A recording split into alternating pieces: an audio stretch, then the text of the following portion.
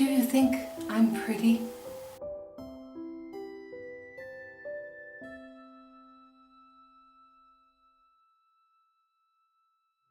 It's been written, Genevieve shoveled her corpulent self to the elevator rafters, tied a noose about her neck, and hung herself in the shaft. Ever since her ghastly death, she has been reported haunting the Bowers Harbor Inn. But did she? I'm Wayne Recca, a playwright. I've gone on a search trying to find the truth behind the myth of Genevive Stickney hanging herself at the Bowers Harbor Inn. And I've come up with some very interesting information that proves that it never happened. I decided to write a 2-act play about Genevive Stickney, and I set in looking on the internet for any information that I could find. On December 8, 2012, I began writing a treatment to the play and putting it into a structured form. The first draft of the play was completed on May 29, 2013. And after multiple drafts of the play, on June 1, 2013, we had our first read-through.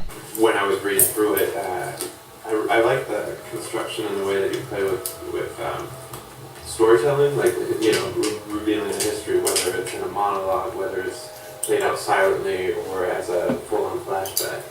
Genevive E. Stickney was born in New Hampshire on May 16, 1863, and lived in St. Paul, Minnesota before moving to Chicago.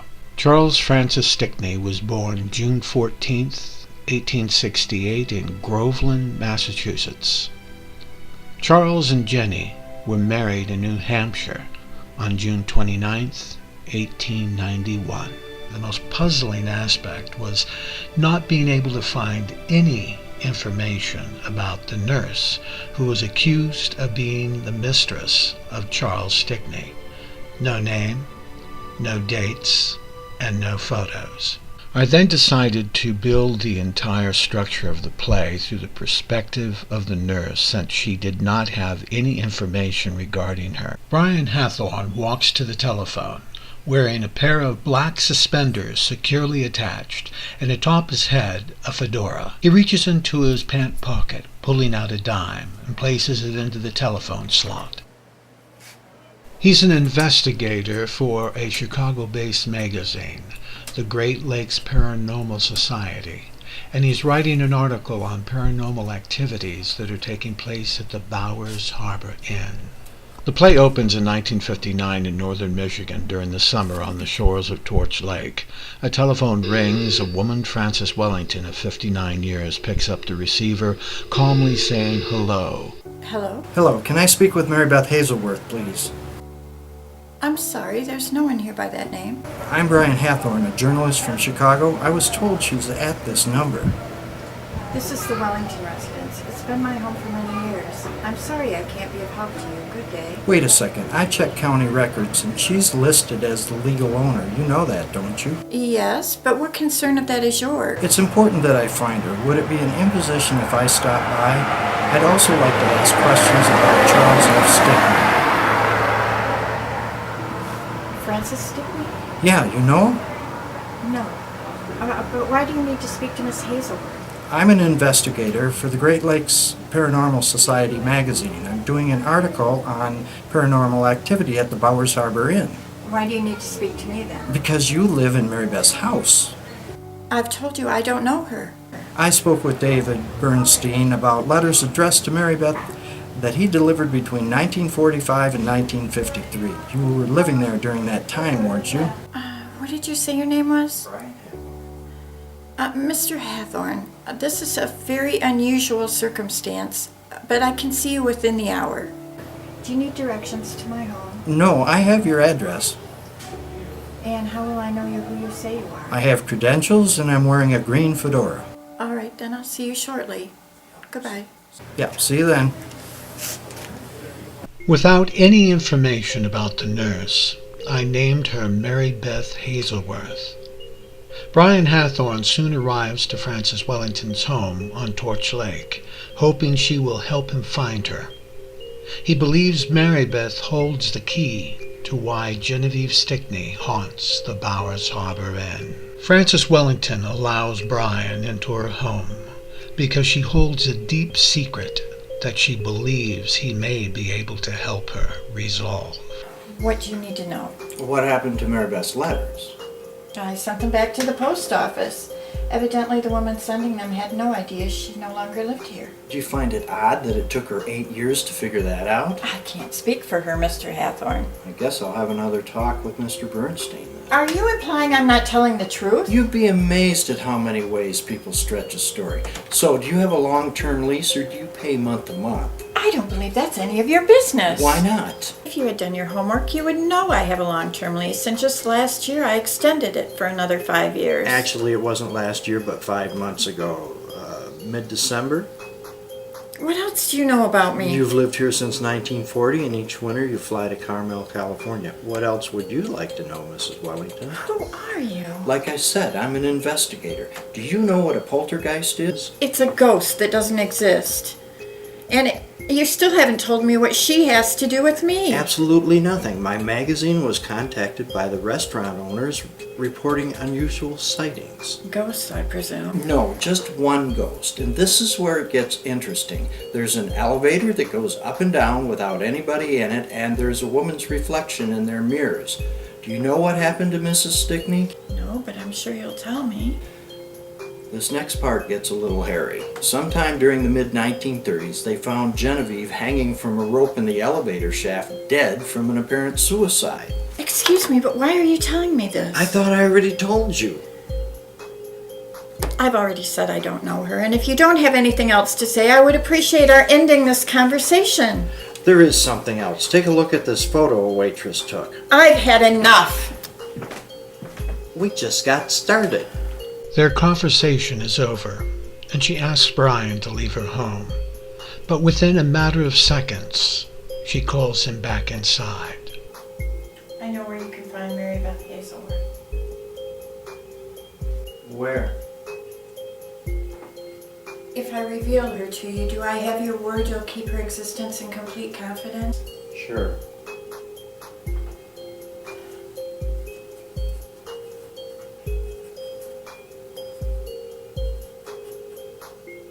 You're the first person seeing her in the flesh since 1924.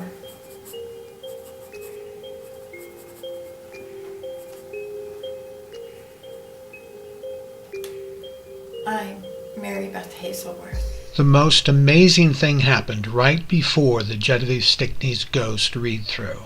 We discovered the real identity of the nurse and had the privilege of speaking to her very best friend of nearly 60 years. This is a play that I just wrote just recently. Yeah, and went ahead and had a read-through of it over at the Old Town Playhouse on June 1st, and it was really, I'll share kind of with you real briefly how the whole thing came about and stuff.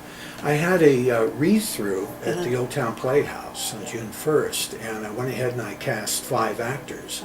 Maria McCain, Jan Dalton, Michael Kenya, Bonnie D, and Ella Bowl.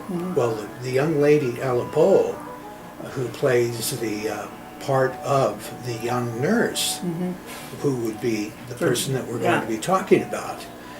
She went ahead and she wrote me the evening before June 1st, letting me know that she works with a young lady who came up to her after Ella had shared with her that she was going to be in a play that I had written, and the young lady told Ella that the woman who she was playing was her grandmother.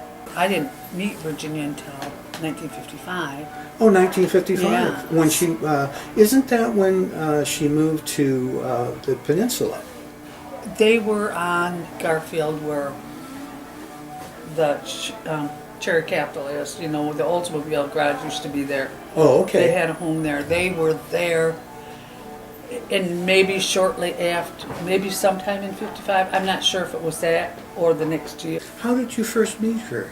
Well, I through therapy clinic. I went there. to You're a work. nurse also. Yes. I do know she had to be very frugal. The story goes that girls used to throw their stockings away and she'd take them out of the wastebasket and mend them And to Mendon. wear them. And when did she do this? Well, that was during her training, nurses training years, so it would have been, probably it was a 3-year program. And so it would have been, Well, that was during the war years, and I believe that women, they used to take a pen and do a seam up the back of their leg, right? Because they didn't have that I don't know. They didn't have nylons Right. during the. There was some type of the ingredient that went into making nylons was used for bombs, I think. Right. A documentary that I'm doing right now has to do with Genevieve Stickney and Charles Stickney, and you I don't never know them. you never were told anything about Genevieve and Charles. Well, they lived right over they lived where the Jolly Pumpkin.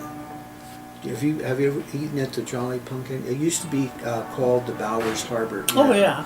It was the Bowers Harbor Inn, and for many years, from 1959 apparently is when the Bowers Harbor Inn was built. They purchased it, and that property that belonged to Genevieve and Charles Stickney, and it became an inn. And then from that point on, there was all these sightings by people that worked there, people that came to eat at the inn, started seeing paranormal activities, ghosts and that sort of thing. And you know, it's really anyone's guess as to whether there's any validity to it, whether it was really I never happening. saw anyone. But the tag that even to this day that people have held this myth where it's Genevieve Stickney's ghost that is haunting the Bowers Harbor Inn.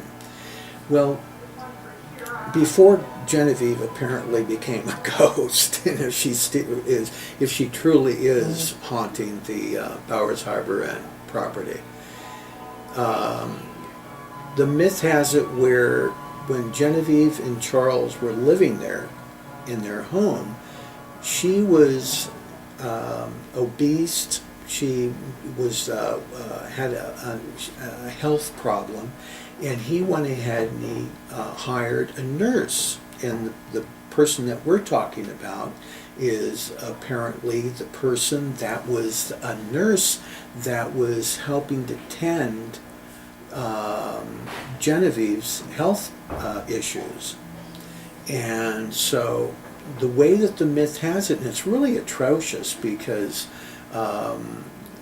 there is factual evidence that Genevieve Stickney, she passed away at the Pantalone Hotel in Grand Rapids in 1947.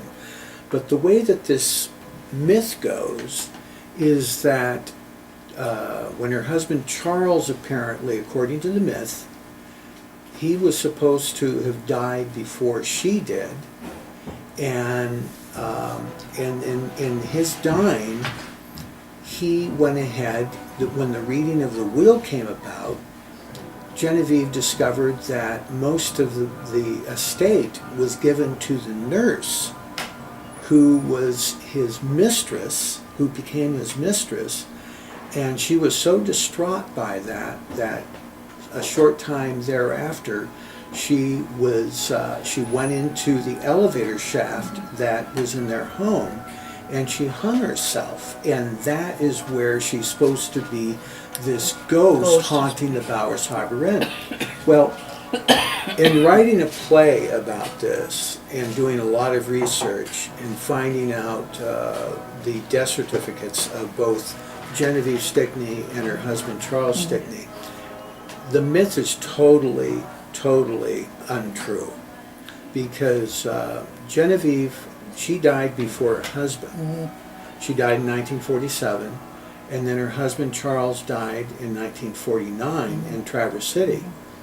And it was virtually impossible for Genevieve, according to the myth, to have killed herself Self in the at the Bowers Harbor Inn location because she died in Grand Rapids at the Patlin Hotel, 1947. Thought that it was really interesting that there was absolutely no information about the nurse. That if she, at the time that I was writing the play, I didn't know whether the nurse was still alive, whether she had passed away. I didn't know what her name was or anything. But then after finding out through Ella Bold, the young actress, that there was indeed this real person, this real person who was the nurse, it really struck me, it struck me odd, Yeah. like, okay, this individual is still alive, she's chosen to be anonymous all these years after this myth has been out for the last 30 or 40 years. Newspapers have written about this. Television stations have broadcasted this, and and there's articles written by multiple sources that still, that still lead people to believe that the person that we are talking about was involved in this triangular relationship that ended up with Genevieve Stickney taking her life by hanging herself from the elevator shaft, which, once again, I can't say it enough times, it is an untruth. Right. It did not happen. And the biggest question that I have about this whole thing, Carol, is I would love to know who was the first person or persons that came up with the idea that Genevieve Stickney hung herself at the Bowers Harbor. She had some tragedy in her family too, that affected her life. I don't know. What, her mother and father? Or? It was Christmas time and Virginia never liked Christmas trees and stuff because they were out. She was out helping to get a Christmas tree, and her little brother, apparently there was a gun in the house, and he, accidentally shot the mother, and she died. Shot her Virginia's mother. mother. How old was she at that time? I want to say maybe 12. So she was a young girl. Yeah. And she lost her mother at that. Right. Oh my God. And then stepmom came along, and they never. And then Virginia was the only girl, and Yeah. so I think there was a lot of friction. But that affected her life. Did she talk about that in later years with you? We used to discuss it, and I used to. Her dad lived. I don't know whether I should. I don't know. It's Sure. the personal stuff. I don't know. Sure. Her dad lived to old age, but they never. Because of the stepmom, they never close or ever, and they didn't see each other forever. And I used to talk to her about it. I said, "You gotta let go of that pain." I said, "There's nothing." So there was an estrangement between her, Right, her father. Did she enjoy saying jokes? Was she a humorous person? Was she a real thoughtful, serious-minded I person? think she serious, thoughtful, and hard. Never was a harder working person. Just a hard-working person. She just was. So she was a hard worker in the home and on the farm itself. Oh yeah, and she'd make bread, and she'd bread to throw me plenty, and fruitcakes, and she's a very giving person. like I say, she hated to see anything go to waste, and to think that, and so we'd keep picking and talking and. So you go out and help her pick the pick the well, cherries it's just and stuff. and I'd take some, get some for pies and stuff. So you're best of friends for We were all best these years. That's a really Yeah. remarkable Yeah, stretch. Do you feel that towards the end of her life, did she emulate a feeling of that her life was just a real success? She probably would say, I'm not worthless and all, and then I'd remind her, I says, Virginia, just think about all the things you've accomplished in your life. You raised those kids and ran the farm. And I said, remember, you were, when she went to Thurlby Clangon, she probably didn't work there a long time, and Dr. Thurlby sent her down to Ann Arbor to learn lab. And so she was the first one at Thurlby Clangon to establish a little simple laboratory where they would do like CBCs and blood sugars and urinalysis and things like that. I mean, they were just the simple lab tests. So she was a remarkable nurse. And There's a lot to this story that nobody's ever going to know, and it's just such a privilege to be able to sit here with you. Well, and to be able to I wish hear. I could give you more information. Well, but just you being the closest friend Right. to her after all these years, if there was any indication of her not being a really warm-hearted person, I think that you would be reflecting. I think maybe someone meeting her might think that she was not warm-hearted, and they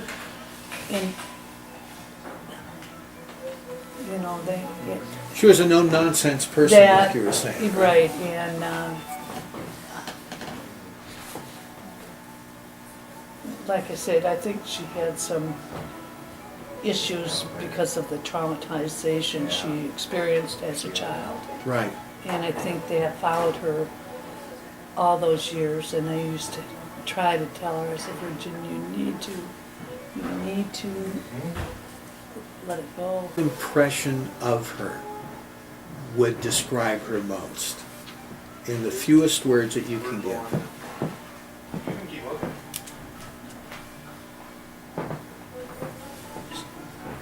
She was intelligent and the most hardworking person I've ever known, I think. An intelligent, hardworking person. Yeah, Is she a good friend? Oh yeah, excellent, wonderful Just an friend. excellent, Oh, man. wonderful friend. Yeah, like I say, when we were out in that church, we could bare our souls to each other, and that's as far as it would go. Carol, it is so generous of you to share all these wonderful I memories. wish I could tell you more. This has been an incredible journey uncovering many layers of untruths that still stand today in what's been written about Genevieve and Charles Stickney and their nameless and faceless nurse. What is true is that Genevieve never hanged herself at the Bowers Harbor Inn, for she died at the Pantlin Hotel in Grand Rapids in March of 1947, and her husband Charles died in Traverse City in August of 1949. As for the nurse, she remained anonymous throughout all the years of this despicable printed myth, and out of respect for her and her family, we have chosen to keep her identity shielded from public scrutiny. The two-act play I've written, based on the untruthful accounts of Genevieve Stickney, will remain a testament of what never happened at the Bowers Harbor Inn. As far as for Genevieve's ghost, wandering its hallways, that's for those who see her to decide. But what is absolutely certain is that she never took her own life by hanging herself in the elevator shaft.